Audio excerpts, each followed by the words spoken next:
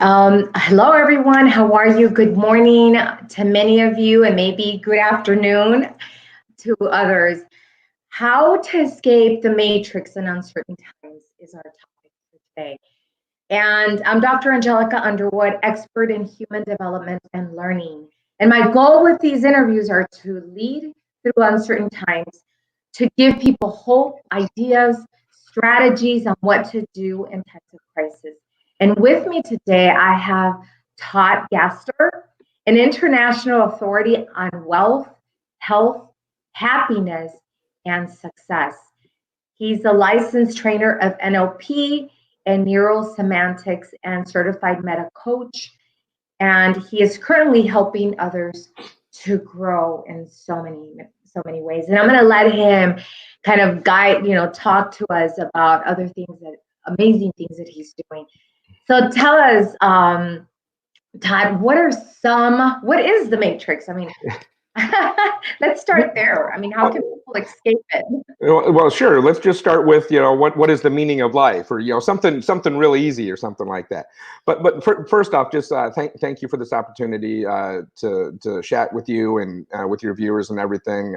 It is definitely uncertain times, unprecedented times as to what we're all going through, and each one of us, yourself included, myself included, is navigating these waters that have never been done before. And so there's strategies and things that are solid in every type of situation, and that's really what we're going to talk about today. So anyway, to answer your question on what exactly the matrix is, the matrix is really a collection of values, beliefs, understandings, experiences, programming, everything that we've gone through in life that we now have a connection to, or a belief or anything. So, you probably heard the phrase over and over and over. It's not what happens to you, it's the meaning that you give to what happens. Well, how you come up with that meaning is your matrix and how you view everything. And so something will happen outside of you, some stimulus or whatever, and it comes into you and it runs up this matrix, comes back out and kicks out a result. And so the idea really is to understand what those values, meanings, beliefs, and so forth are. And that's what the matrix is to break free. And so when I talk about escaping the matrix, I'm talking about breaking free from the common programming and everything that we've all been subjected to. Mm-hmm. Now, what's happening right now is that we have a world crisis. A lot of people are losing their jobs. They go to the store, they might not find food. A lot of us are in lockdown. Yep. And so there's a lot of uncertainty, and there's perspective, what you actually see.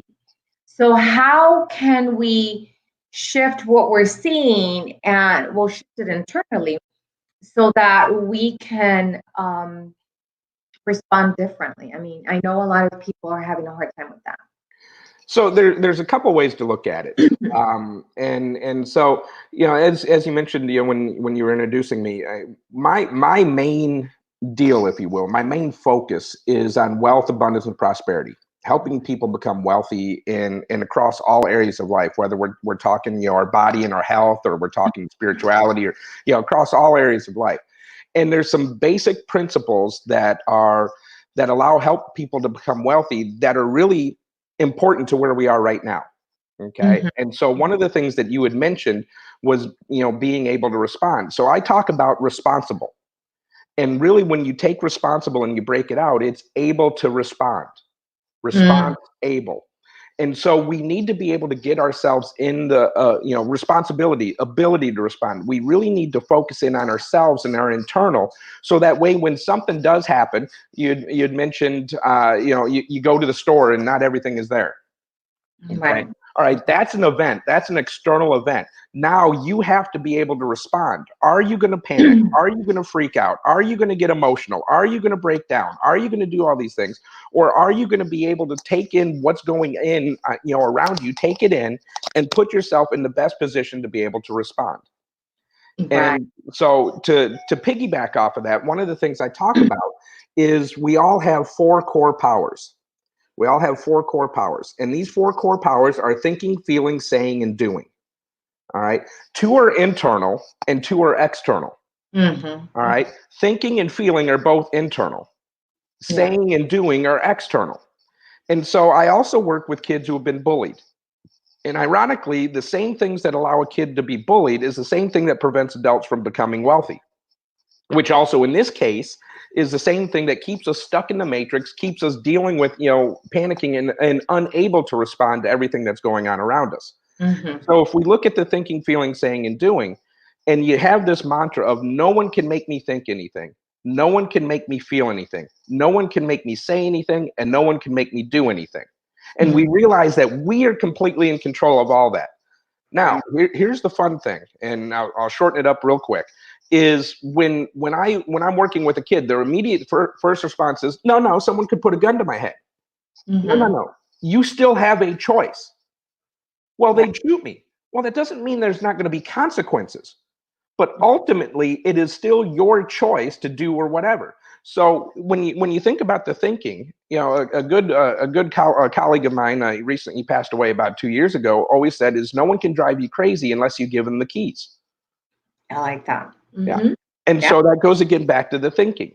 And this goes back to what we were talking about earlier about basically being responsible and able to respond.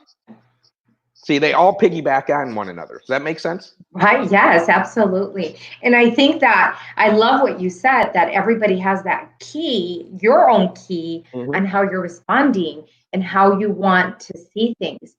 But, how can people really take advantage, or how can people take adversity and turn it into their advantage? I mean, how can they do that? I mean, Well, so there's a couple ways to look at it. I was talking to a client yesterday, and he was really upset, and he was angry about everything that was going on, and his business took a hit because of course everyone right now, businesses are being shut down, things are just happening, and his business took a hit, and he was really upset. And it was funny because he was actually angry that he was angry. So it wasn't just anger that he was dealing with. And see, this is the other thing that ends up happening is we end up with, it's not just fear. right. It's we're angry that we're afraid, or that we're frustrated that we're afraid. So what ends up happening is now you're getting double emotions that are piled on top of each other, and that creates another emotion. Mm-hmm. Right? And so what we've really got to do is we've got to understand what it is that we're looking at. First off, what is the real thing? And so the first thing I told him, I said, look, anger is not bad. He says, no, anger, it's bad. It's, I can't.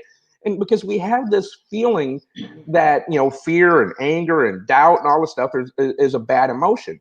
And so I helped him. I said, it's not a bad emotion. Inappropriate, debilitating anger would be bad. Right. Inappropriate, debilitating fear would be bad. Fear can be a motivator. Fear can be energy. Fear can be fuel. Anger can be fuel. It's again how you look at it and what it is that you're going to decide to do. And sadly, it's a choice. As simple as that is, it's a choice. Exactly.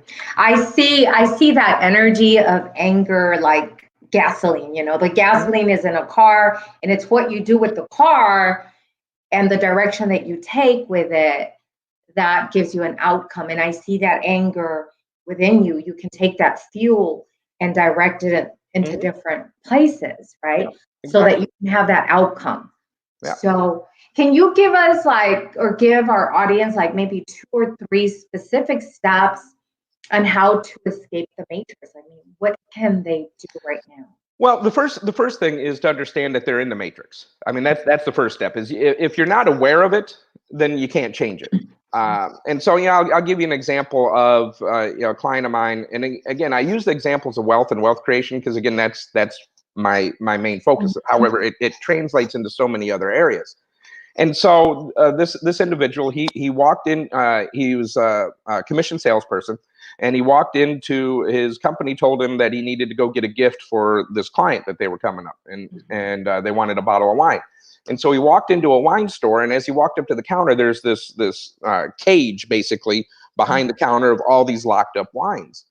And there was a $2,000 bottle of wine. And he immediately was like, I will never, man, people are stupid to even, how could someone even spend that amount of money on a thing? And then he immediately stopped and he stepped back and he recognized what was going on, that he was triggered and there was no reason, but he had never been aware that he had been saying things like that. And it doesn't matter if it was a $2,000 wine, because as long as he said that, he would never be in a position to buy it anyway. That's powerful right there. Yeah. So what we need to do is first recognize that we are in the matrix. We need to first recognize that all of our reactions, everything that's going on, when you read the news, when you watch the news, when you see something on social media that the states are on lockdown or this is happening or whatever. And I'm in Orange County, California, and we are completely locked down. Our county shut down a week ago, and like 3 days ago, the governor shut down the entire state. So I've been in lockdown now for, I don't know, like 10 days, it seems like. Who knows? But when you see these things and all of a sudden you start panicking and, oh my God, I don't have food, or I don't have this, or I don't have, we've got to realize that is a reaction, and it's not necessarily what we want to do. And so by first becoming aware that we're in the matrix, that our reactions are simply nothing more than our programming, nothing more than we've seen before, then we can say, all right, is this serving me or is it not serving me? Exactly. And if it's not serving me, all right, what do I need to do? So again, I'll go back to an example of another client that I have, again, in the wealth scenario. And one of the questions I asked him was, I just want you to finish this sentence. I'm gonna start the sentence, and I just want you to say the first thing that comes to mind at the end of it. And he said, okay. And I said, people with money are. And he says, dangerous. And I said, really? He says, yes, dangerous. People with money are dangerous. I said, okay. I said, are you dangerous? He says, no. And I said, well, then I'm guessing you don't have the amount of money that you want. And he's like, well, how do you know that? I said, because people with money are dangerous and you don't see yourself as dangerous, so you'll never allow yourself to have the money that you want. So again, it's the programming. It's not necessarily he was sitting around, walking around, making decisions like, oh, if I sell this house, or if I buy this stock, or if I do this, I'm going to be dangerous. It was unconscious things that were guiding him. Which is when we go back to where we are right now. When you go to the store and they don't have toilet paper and you freak out, that isn't you at that moment. That is something deeper that is going on behind you. That's a meaning that is behind you. And so what we need to do is we need to be exposed to, what those meanings are. So back to the guy with dangerous, is now that he was aware that was there, I asked him the question. I said, does that belief serve you, or is it helping you get where you want? Right. And he was like, no, this is definitely not helping me. Okay, well, then maybe it would be a good idea to change it. What would be a more empowering belief? So if we go back to, again, where we are right now here in the matrix and the crisis and everything that we've got going on, there's people right now that believe that this is end times. They believe that we are ending, the world is ending and everything is going to go away. All right, if that is true, it could be true. It absolutely could be true. Does that serve you today? Is that going to help you get where you want to be? If the answer is no, what would be a more empowering thought or belief about that? Because a very powerful question here, and again, it's a long-winded answer, and as you can see, I have no problem talking. But to answer your question, a very powerful question is when something triggers me, when something sets me off. Because again, I get triggered. I'm human. I get triggered just like everybody else. But here's a question that you can ask. What else could this mean? And when you ask that, you're accessing a different part of your brain, which then allows you to come in and say, okay, maybe it means this. And so there's all kinds of conspiracy theories on the virus and so forth. And I came out and I posted on this, and it's like, what if it's just a badass virus? Right. What if it's just a badass virus? And you go with Occam's razor, and sometimes the simplest thing is the easiest thing, or is the right thing. And the simplest thing is it's a badass virus, and we weren't prepared. Boom. Exactly. Yeah. And I think that a lot of people are not prepared. Somebody said right now in their comments, totally agree with you. His programming is dangerous. Whoever is the thinker and the, the person that you were giving an example. So I feel that, a lot of people are responding based on beliefs and deeper emotions that are happening within. So, I mean, I know that, this crisis will make a lot of people a lot better. And before you answer the question I'm going to ask, I've seen a lot of memes where people are posting that we're going to be like with big eyebrows and our hair is going to be all messy and all hairy. You know, we're going to Yep. be like cavemen. Yep. But how do you think, or what do you think we should be doing right now that we're quarantined and have an opportunity to be home? What response do you think people should have? You know, it's interesting. I was talking about this with some clients in training I was doing yesterday, and so I may get a little bit. Some of my wording may be a little aggressive, if you will. So I'll just kind of throw that out now. But you know, we're in a situation. We're in an unprecedented time, and what we can do is we can sit back and there's some things that's going to happen. Right? There's going to be people that right now don't do anything. They're just going to hang out. They're just going to wait, and they're going to come out. Because here's the one thing I know: I don't know when this crisis is going to end. Nobody does. It could be 2 weeks from now. It could be 2 months. Hell, it could be 2 years from now when this ends. But what I do know with 100% certainty is we're going to come out on the other side. That I know. Now, and it's going to end, right? I mean, it's going to end. Absolutely. So I'm thinking that people should be home right now. And if you are an entrepreneur, I think that this is a time to really rethink and recreate yourself in so many ways, because things are going to change. If you're not an entrepreneur, then if you hate your job or you hate the way that things have been showing up for you, what can you do differently, right? Yep. As a person. Now, somebody said when people feel out of control, they don't think they take responsibility and they point the finger. I mean, that's what's happening. Yeah, so that goes kind of back to what I was talking about earlier: able to respond and you know, ability to respond and so forth. But also here's another principle that I teach and so forth, and it's called responsibility to and responsibility for. Okay. And there's a complete difference. And so if we look at responsibility to, I'll use myself in when I'm talking to my clients, or even in this situation. All right, so I have a responsibility to you to show up, to be here. I committed to being here. I was like, hey, I'll be here. I'm going to be on, you know, I'll be here to be interviewed. I have a responsibility to you to be present. I have a responsibility to you to be prepared. I have a responsibility to you to make sure that I know what it is that I'm talking about. I have all these different responsibilities to you. So which is different than a responsibility for you. So when I'm talking with my clients, I'll tell them, you know, the same thing: present, prepared, you know, blah, blah, blah, blah, blah. Nice. And then I have a responsibility to put you in a position to succeed. However, I don't have a responsibility for you to succeed. That is their responsibility to themselves. See, again, it's responsibility to and responsibility for. So if we go back to what your viewer was saying, that, you know, we have this responsibility when things are out, all of a sudden we start looking to point the fingers.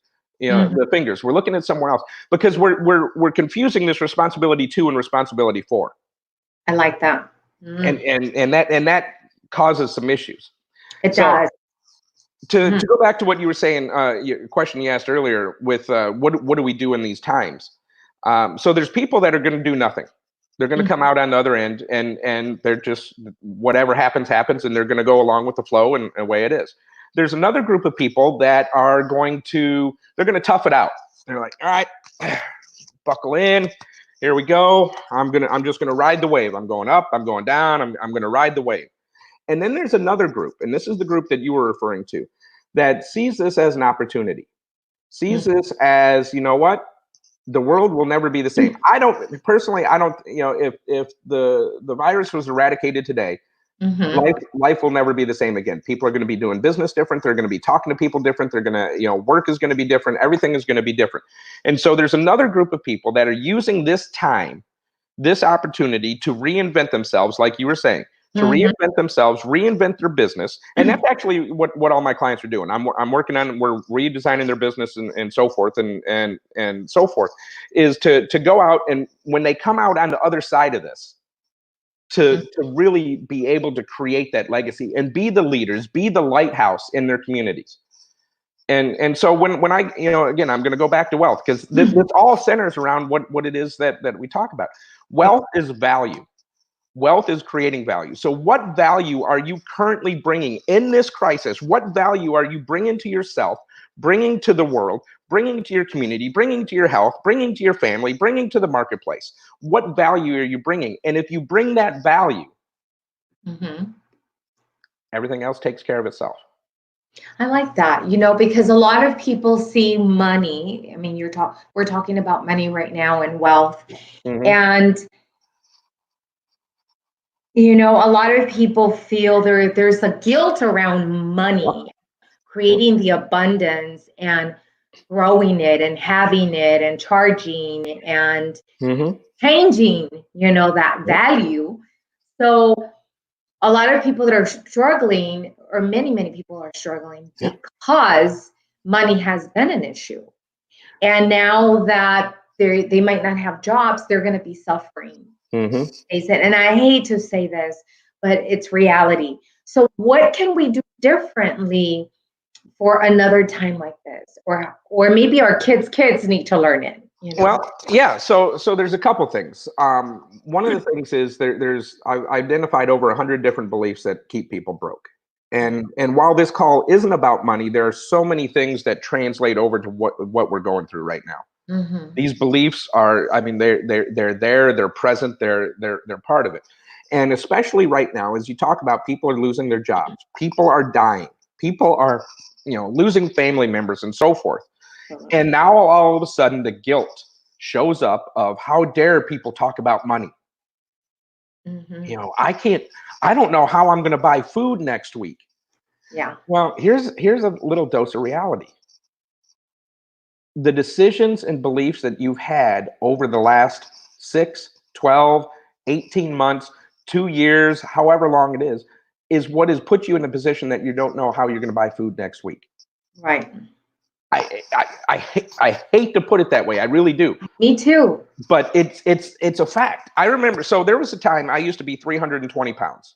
I was a big boy. I'm 175 now, but I was 320 pounds, and I was going through this course, this seminar, or whatever, and they thought I had a heart attack.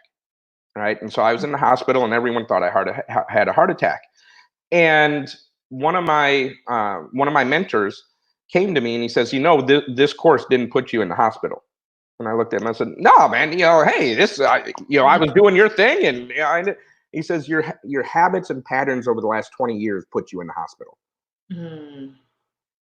Yeah. And that hurt. I was like, you son of a, what in the hell? But then again, this is where I was triggered, and I was able to responsibility 2 and responsibility 4 and the core 4 powers of thinking, feeling, saying, and doing, and everything comes out, and I'm like, he's right. So again, we go back to awareness. All right, you may not be able to, not sure how you're going to buy food next week. That is a fact. That is a reality. That is there. But let's start with the awareness that the decisions and everything that you've made, the programming, the matrix, and everything that you've done up until now has put you in that position. It isn't the virus, because you could have got laid off or something else. Something else could have come up. Okay, so this just happened to be the thing that exposes it. Exactly. Now that it's exposed, what are you going to do about it? And one of the viewers said, this is what they said: we need to live in the moment, think of solutions, and what to contribute in the world. And I think that as individuals out in the world, I know there's going to be people without food and they don't have money, but I think this is the time when we come together. We start in the core of where you are in the family, at your home, with your friends, whoever you're with.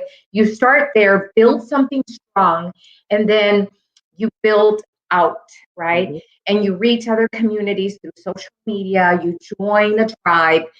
You engage with people some way, somehow, and really build the mindset, right? Become aware of your beliefs, of your emotions, so that you can begin shifting and you can begin to lead. I want to read something on John Maxwell. He says, a leader is one who knows the way, goes the way, and shows the way. And I think that if you're a leader out there, you need to begin to have conversations like this Mhm. Begin to create communities so that you can help others strategize, come up with ideas, come up with solutions. And I really thank you for those that are making comments. Somebody else made another comment here, or is it the same one? I think it's the same one. But if you have any questions, comments, post them below. You can follow Todd Gaster. He's an amazing person talking about the matrix, how to escape the matrix in uncertain times.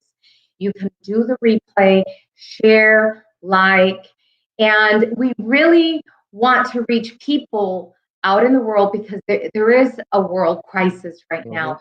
But we want to help people on how to tap into that matrix, how to break it.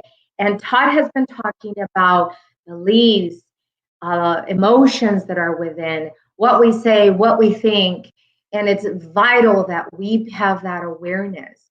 So please share, make any comments below, and like, because I've been interviewing other people lately, and Maggie said that sometimes it takes that fifth person. We get to that fifth person, and we can make an impact there.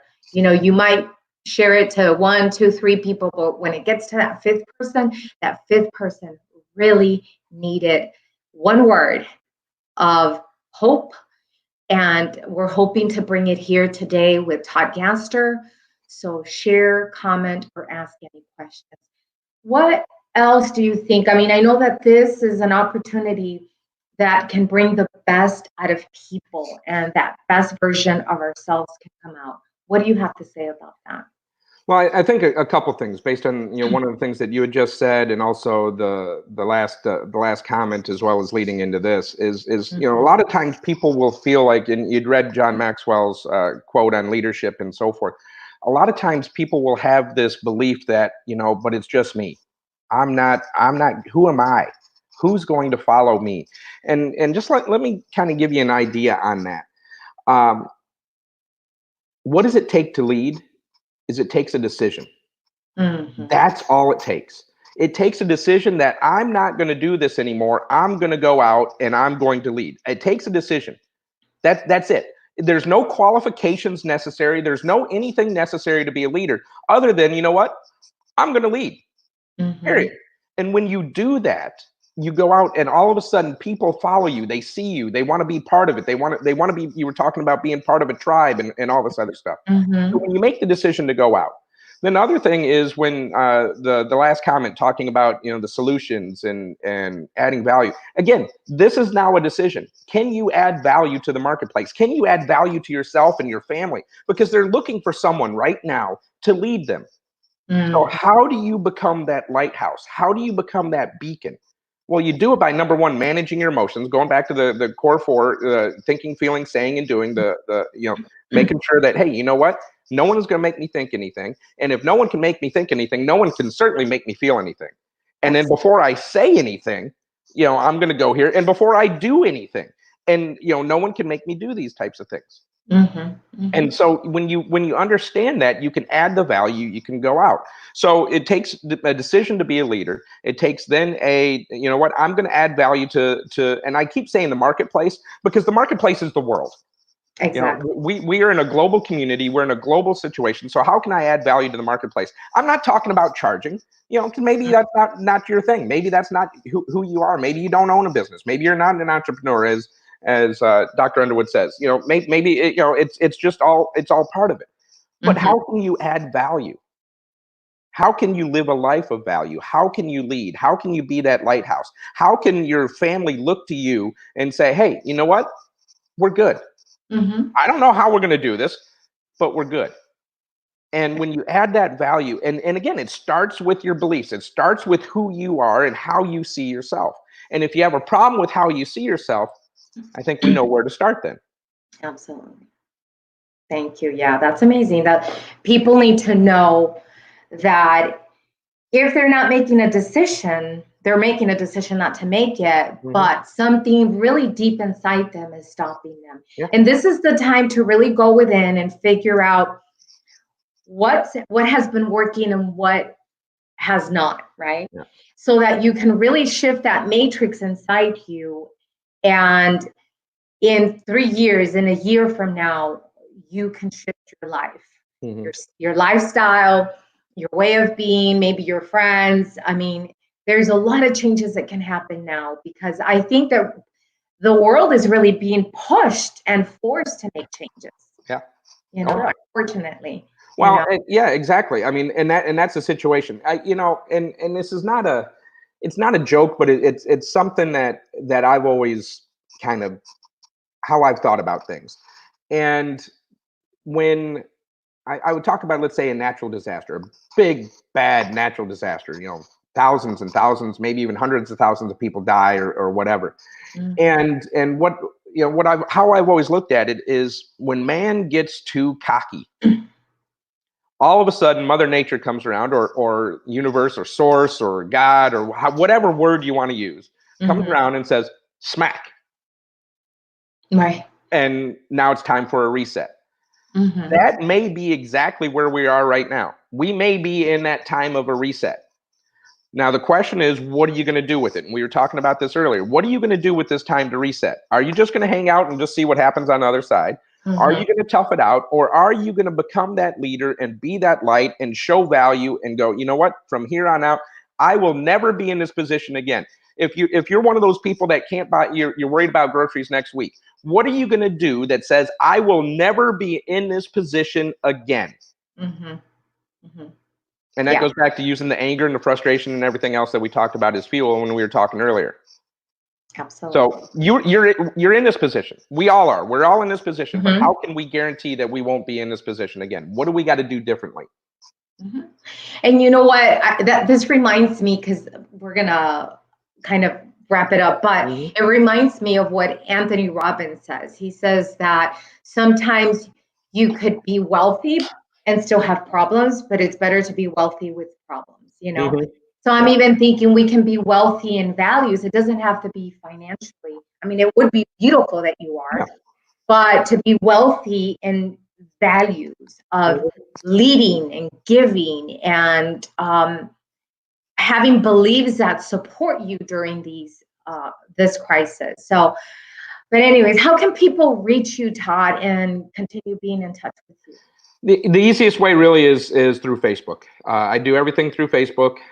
You can find me at Todd. I believe it's Todd.Gaster on Facebook. But yeah, find me on Facebook.